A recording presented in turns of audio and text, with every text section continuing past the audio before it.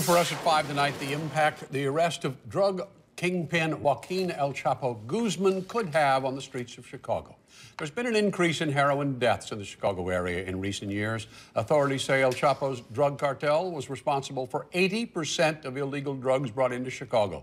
Eyewitness News reporter Sarah Schulte talked with law enforcement officials and recovering addicts about this. Sarah?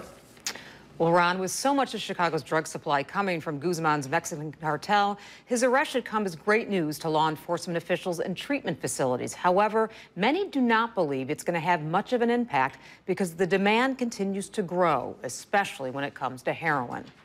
In May, Christopher Kingston will celebrate 4 years of sobriety. The recovering heroin addict began to use the drug at 17. While the arrest of the Mexican cartel leader that supplies much of the heroin in Chicago is encouraging, Kingston predicts the demand will remain the same on the streets of Chicago. I never stopped buying drugs because a drug dealer wasn't around. When you're an addict, you're going to find drugs no matter what the circumstances. And law enforcement officials say while the arrest of Joaquin El Chapo Guzman may have a short-term impact on supply, police say it won't take long for someone else to fill in to meet the growing demand for heroin, especially in a market like Chicago. We believe we're doing the best job that we can, and we're out there making cases, making arrests, etc.